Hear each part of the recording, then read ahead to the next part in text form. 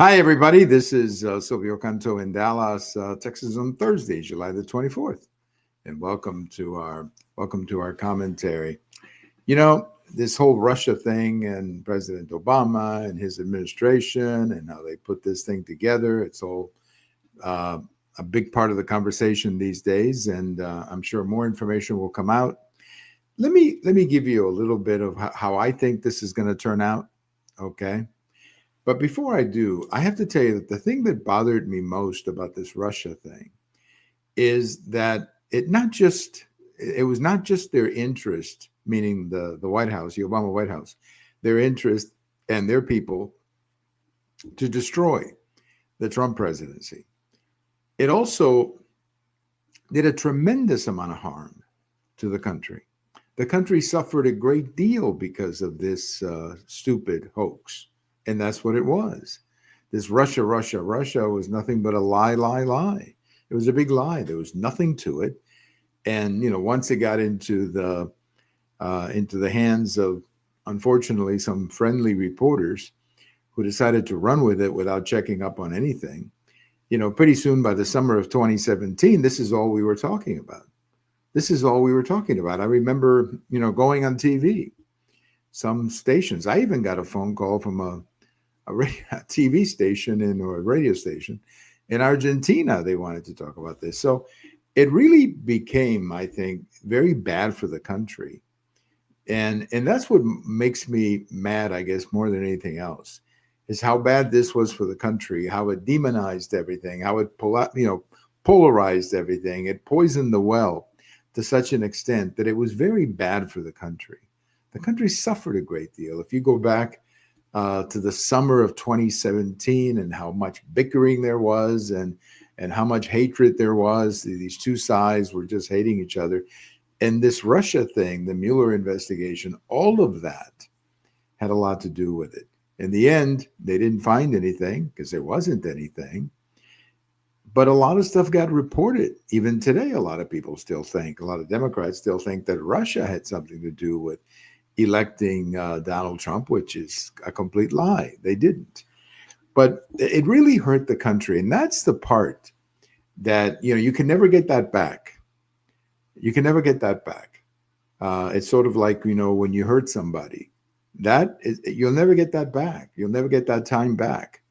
But my goodness, I remember how angry I was back then of what was being done to the country. Now that I see these documents, I'm even more angry of what was done to the country. In the name of what? In the name of destroying Trump? Well, there are other ways they could have gone after Trump. One is they could have realized why he won, maybe selected different candidates and gone after Trump, through the electoral process, through elections and so on. But no, they wanted to destroy him. And look at all this crazy stuff that was done in New York, these cases and all of that. So I think that's the part about this Russia story that bothers me the most, that really offends me, that all of this, the damage that it did to the country, all of it in the name of destroying the Trump presidency, I find that unforgivable. Now, what's going to happen to the people involved? Nothing is going to happen to President Obama. Let's make that very clear. Nothing is going to happen to President Obama. He's protected by presidential immunity. That immunity was confirmed last summer by a Supreme Court opinion. So that it's over. They're not going to be able to touch President Obama. And frankly, I'll be honest with you, I'm not sure that we should either. I mean, the idea that we're going to put a former president on trial or, go through all of that, that's not good for the country either. I mean, we don't need to do that. Okay, we don't need to do that. So nothing's going to happen to President Obama. If the evidence is overwhelming and if, they really want to go after him as a co-conspirator, they might. But personally, I would favor just forgetting that and just leaving President Obama, former president, out of the equation. Now, his lieutenants like Comey and Clapper and Brennan, they may have other problems because they've said a lot of things publicly or before Congress that could get them in trouble. So there could be some perjury there. for some of these people. But I think the biggest punishment of it all is going to be history, because I think history will show this for what it was. And that is, it was a operation in bad faith that was done to destroy the Trump presidency, and an operation that did the country a tremendous amount of harm. That's the key. It did the country a tremendous amount of harm. And that's why, I guess more than any other reason, that's why I hate it so much. That's why I hate this story so much, because of what it did to the country. And I went through it. I lived through it. And I know exactly how bad it was. And to have gone through all of that only to find out that there was no connection to Russia and that the whole thing was a lie, it really makes me very upset with the people behind all of this, whether it was President Obama, whoever it was. Very angry with them for what they did to the country. Well, I have a post over at the American Thinker today talking about Beto O'Rourke and wondering if Beto O'Rourke is going to run for something. I mean, he first ran for the Senate. He lost. Then he ran for president. He didn't get to a primary. Then he ran for governor here in Texas in 2022, and he lost. And that was a big defeat, by the way. He lost, I think, 13 points to Governor Abbott. So is he really going to try again? He might. He's a young man, I'm sure has ambitions.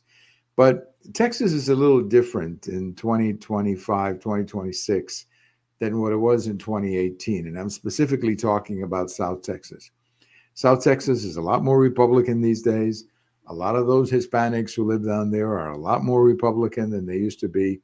So I'm not sure that he's going to have, let's say, the political terrain that he thinks he's going to have. This is not 2018.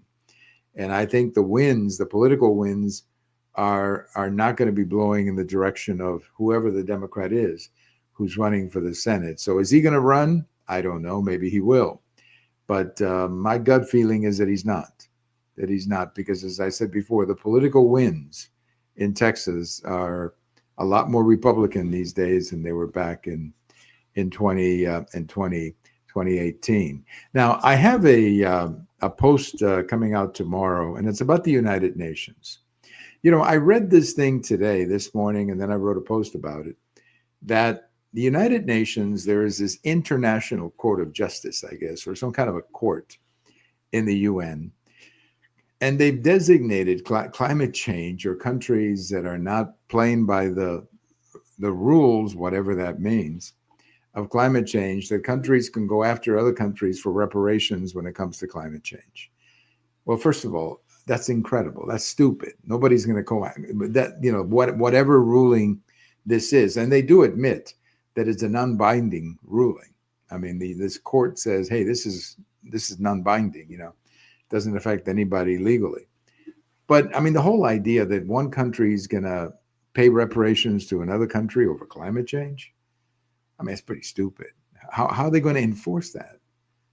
Okay, how are they going to enforce that? I mean, who's going to decide who pays and how much?